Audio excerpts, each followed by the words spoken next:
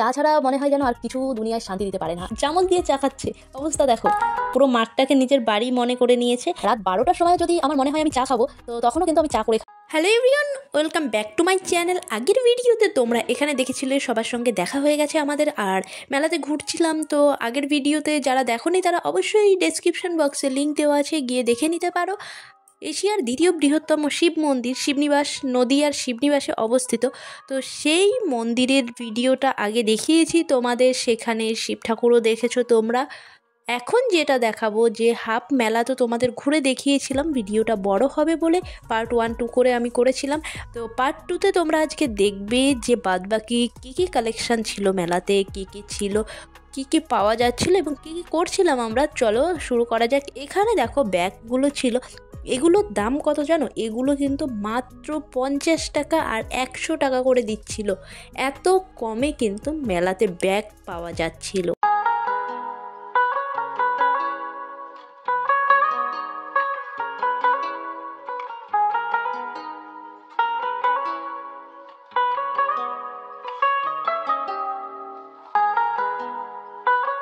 এখান থেকে বেরিয়ে যেতেই দেখলাম মাত্র 20 টাকা করে গলার হারগুলো বিক্রি হচ্ছিল এখানে, সেগুলো তোমাদের দেখিয়ে দিলাম। দেখো মাত্র 20 টাকা করে দিচ্ছিল, দুটো নিলে 30 টাকায়ও কিন্তু দিচ্ছিল। ভাবতে পারছো কত কমে। আর মেলাতে গেলে বাদাম তো চোখে পড়বেই, যেটা সবার ক্ষেত্রে হয়, যে টাইম পাস করার জন্য যদি কিছু থেকে থাকে সেটা বাদামের থেকে ভালো অপশান আর কিছু হতেই পারে না। যে 100 যদি বাদাম কিনে নেওয়া হয় তাহলে কিন্তু পুরো 1 ঘন্টা 2 ঘন্টা বলো কাটিয়ে দেওয়া যাবে বাদাম খেতে খেতে। তো মেলাতে গেলে বাদাম তো অবশ্যই কিনতে হয়। আর এখানে কিছু কাচের যে সেটগুলো হয় সেগুলো ছিল এখানে। দেখো রয়েছে পাথরের যে শিবলিঙ্গ হয় সেগুলো ছিল এখানে। আর পুজোর যে নানান রকম সামগ্রীগুলো হয়, পিতল বলো কাঁসা বলো, সব কিছু কিন্তু এখানে পাওয়া যাচ্ছিল। তো এখানে দেখে নিয়ে তারপরে চলো তোমাদের নিয়ে যাই আচারের দোকানে। আচার মানেই মুখে জল আনা, জিভে জল আনার একটা জিনিস। তো খাবারের ক্ষেত্রে যাদের আচার প্রিয় তাদের তো দেখেই লোভ লাগছে। এখানে এমন কোনো জিনিস নেই যেটার দিয়ে আচার তৈরি হয়নি। দেখতে পেলে নানান রকমারি আচার কিন্তু ওখানে ছিল। আর এখানে নানান রকম ক্যান্ডি রয়েছে, এখান থেকে নিয়েছিলাম একটা ক্যান্ডি। তো এই ক্যান্ডির দোকান থেকে বেরিয়ে এবার আমরা চলো তোমাদের মেলাটা আরেকটু ঘুরিয়ে দেখাই।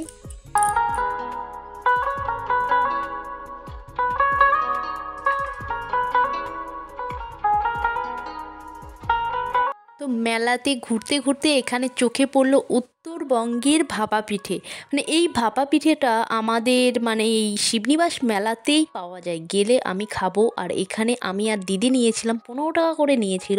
আর এই ভাপা পিঠে যখন আমরা মামাবাড়িতে কোনো মেলাতে যেতাম সমুদ্রগড়, তো সেখানে কিন্তু এই ভাপা পিঠেটা খেয়েছিলাম। তো প্রথম আমি ওখানে খাই, তখন থেকেই ভালো লাগা এই ভাপা পিঠে। তো আর এই মেলাতে এলেই এই পিঠেটা দেখতে পাওয়া যায়।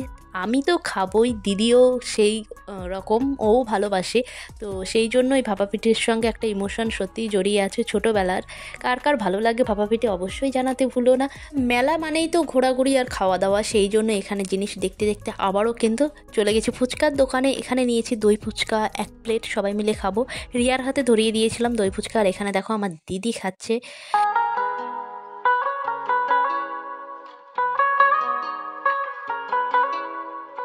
এরপর যেটা সবথেকে ভালো লেগেছিল সেটা হলো চা। তো আমি যেহেতু চাখোর পাবলিক, তোমরা আগে যদি সরস্বতী পুজোর ভিডিওটা দেখতে পাবে যে চা খাওয়ার জন্য আমি চলে গেছিলাম কিন্তু মেচেদায়। তো ওখানে একটা দোকানে খুব ভালো চা করে, সেই জন্য চা খাওয়ার জন্য চলে গেছিলাম ওখানে।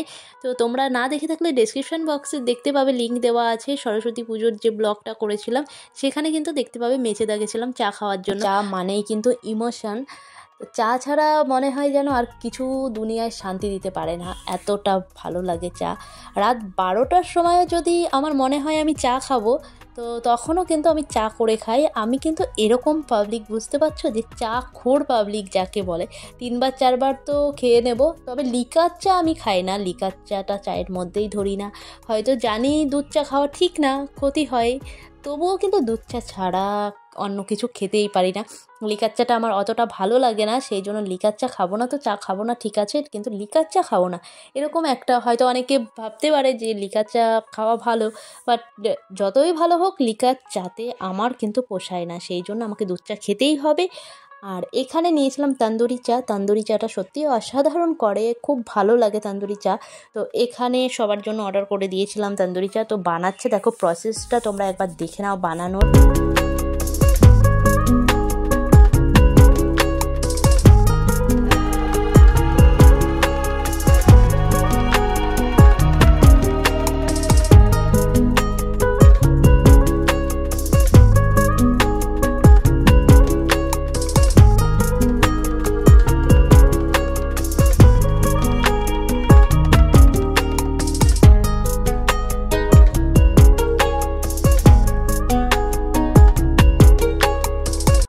টাকা করে নিয়েছিল পার কাপ তন্দুরি চায়ের। আর এখানে দেখো চা খেতে খেতে দিদির মেয়ে নিয়ে এসছে এখানে আইসক্রিম। তো এখানে আইসক্রিম, এদিকে ঠান্ডা এদিকে গরম, কোনটা খাবো। তো এখান থেকে একটু 1 চামচ মতো আইসক্রিম নিয়েছিলাম। তো এখান থেকে সবাই একটু একটু করে নিল, তারপরে কিন্তু চাটা খেয়েছিলাম। তো ওরা যেহেতু বাচ্চা, তো সেই জন্য ও আর রিয়া বাদে সবাই খেয়েছিলাম চাটা। খুব ভালো করেছিল, দেখতে পাচ্ছ মাত্র 30 টাকা করে নিয়েছিল, ভাড়ে করে চা দিচ্ছিল। উফ, জাস্ট অসাধারণ খেতে লাগছিল। ভাড়ে করে চা এমনিই ভালো লাগে খেতে। আর কোথাও গেলে আমার মানে মোস্ট ফেভারিট যদি বলতে হয় কোনো জিনিস, কেউ যদি চা অফার করে তার থেকে ভালো আর কিছু হয় না। তো সেই জন্য এই হলো তন্দুরি চা। দেখতে পাচ্ছ টেক্সচারটা আর কালারটা দেখো কি সুন্দর এসছে। আর এখানে ফ্যামিলি নিয়ে একসঙ্গে এভাবে মেলায় চা খাওয়া, এটা কিন্তু অন্যরকম একটা ফিলিংস।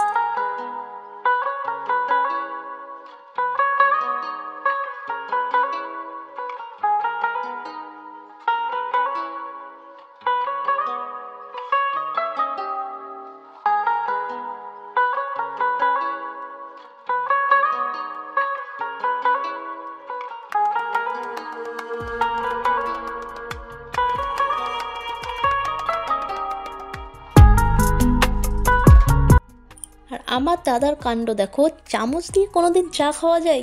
চামচ দিয়ে চা খাচ্ছে, অবস্থা দেখো।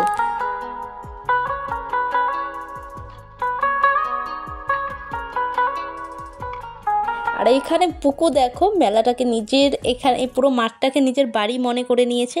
আর এখানে ও শুরু করে দিয়েছে কি কাণ্ড দেখো।